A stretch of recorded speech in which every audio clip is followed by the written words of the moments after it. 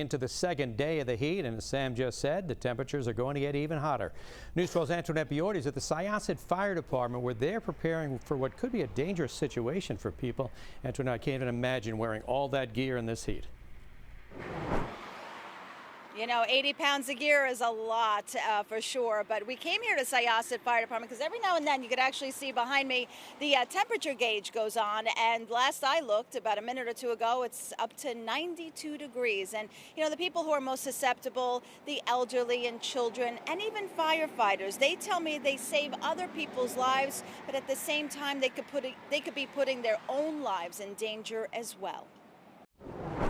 As Long Islanders try to keep cool during this dangerous heat, imagine what it's like when you're wearing 80 pounds of equipment and responding to emergencies on a scorching hot day. This type of weather, firemen go down left and right. In Nassau County, the Office of Emergency Management and the fire marshals have special equipment and buses. We'll monitor their oxygen saturation, we'll monitor their blood pressure. That are outfitted to help firefighters in case they get overheated. Firefighting is a very strenuous, physically intense activity on a normal day, but then you add into the factor of high heat, high humidity, a day like today, and you really start to have some problems. Doctors say signs of heat exhaustion are feeling faint or dizzy, excessive sweating, nausea or vomiting, cool, pale or clammy skin, rapid pulse, and muscle cramps.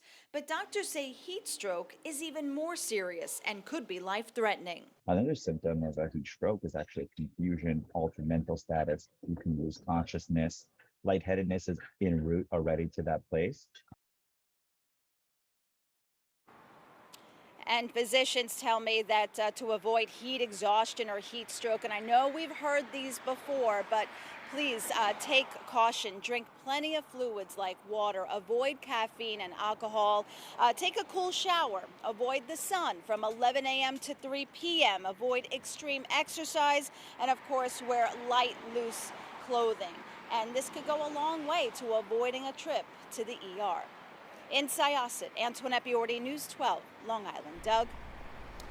Okay, Antoinette, thank you. Well, cooling centers across our island continue to be very busy places. In Nassau County, you can find 2 in Hicksville, 1 in Uniondale, and another in Wantagh.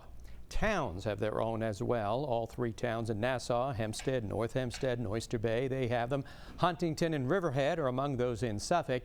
Now, exact locations and hours of cooling centers near you can be found on our website, news12.com. Some towns also extending the hours for their beaches and public pools, and that includes Long Island's largest town, Hempstead, where lifeguards will be on duty until 8 tonight.